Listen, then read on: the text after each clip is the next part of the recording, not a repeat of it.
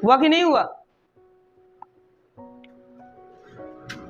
तो इतने आपने अपक्रिया पढ़ चुका है। चौथा हमारा है उत्क्रमणीय अपक्रिया, और इसे हम बोलते हैं रिवर्सिबल रिएक्शन। इसके नाम से ही आपको याद हो गया होगा कि ये रिवर्सिबल मतलब होता है जो पदार्थ बनता है उस पदार्थों को फिर से आप रिएक्शन करा देंगे, वो फिर से वो पदार्थ तैयार हो जाता है। मतलब ये अपक्रिया अग्र दिशा और पश्च दोनों दिशाओं में होती है, दोनों दिशाओं में होती है, ठीक है ना।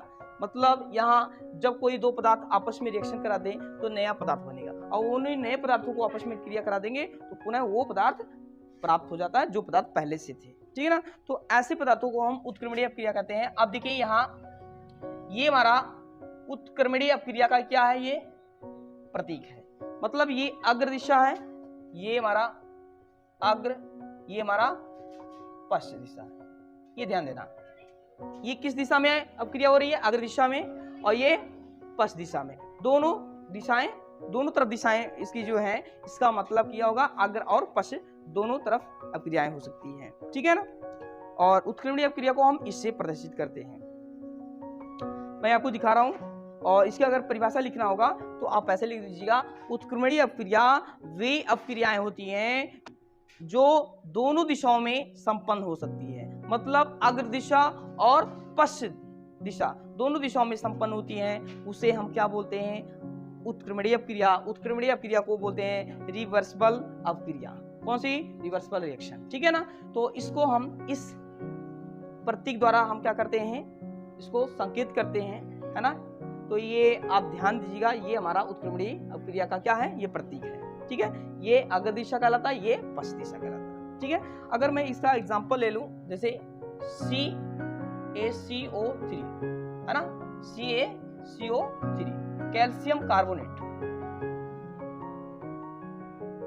अब देखिए कैल्शियम कार्बोनेट जो होता है, अगर इसको हम गर्म कर देते हैं, इसको टेम्परेचर दें, ताप देते हैं, तो ये क्या होगा, किसमें टूट जाएगा? अपने परमाणु में टूटेगा। तो ये बनाएगा कैल्शियम ऑक्साइड प्लस क्या बनाएगा? CO2 बनाएगा, ठीक है ना। तो ये कैल्शियम कार्बोनेट को जब गर्म करेंगे तो ये कैल्शियम ऑक्साइड और कार्बन डाइऑक्साइड प्राप्त होता है, और इसका नाम हो जाएगा कैल्शियम कार्बोनेट।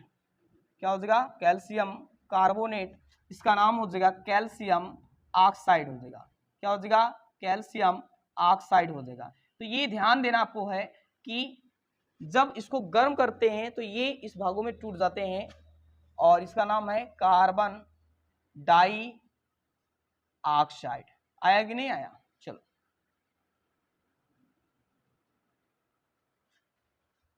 तो इस तरह से ये हो गए। अब पहले ये था, अब टूटा इसमें। अब इन दोनों को अगर हम रिएक्शन करा दें, कैल्शियम ऑक्साइड और कार्बन डाइऑक्साइड, कैल्शियम ऑक्साइड और कार्बन डाइऑक्साइड को आप अगर आपस में अपक्रिया करा देंगे तो पुनः हमको कैल्शियम कार्बोनेट प्राप्त हो जाता है। मतलब पहले अग्र दिशा में आया तो ये मिला हमको, इन दोनों को अपक्रिया कराया तो ये पुनः फिर से प्राप्त हो गया। इसलिए ये एक बार यहाँ इधर दिशा दर्शाएगा, एक बार इधर, मतलब अग्र दिशा और पश्चिम, मतलब दोनों दिशाओं में ये अपक्रियाएं संपन्न हो सकती हैं। इसलिए इसे हम उत्क्रमणीय अर्थात रिवर्सिबल रिएक्शन कहते हैं, ठीक है ना। तो इतना आप जरूर याद कर लीजिएगा ये। और मैं एक और दिखा दूं आपको, बी वाला, PCl5 मतलब फास्फोरस पेंटाक्लोराइड को अगर आप, ये फास्फोरस पेंटाक्लोराइड ये अपघटित होकर कि क्या बनाता है? फास्फोरस ट्राइक्लोराइड बनाता है। फास्फोरस ट्राइक्लोराइड बनाता है, और प्लस क्या देता है? क्लोरीन देता है, ठीक है ना। और पुनः जब आप फास्फोरस ट्राइक्लोराइड को क्लोरीन के साथ रिएक्शन करा देते हैं तो पुनः हमको फास्फोरस पेंटाक्लोराइड प्राप्त हो जाता है। तो ये ऐसे अपक्रियाओं को हम उत्क्रमणीय अपक्रिया कहते हैं। इसका नाम हो जाएगा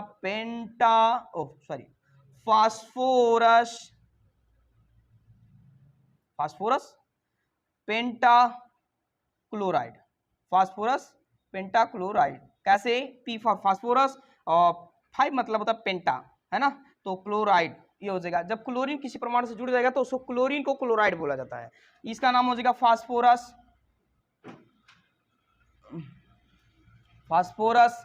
ट्राई क्लोराइड हो जाएगा। इसका नाम हो जाएगा क्लोरीन। क्या हो जाएगा? क्लोरीन हो जाएगा।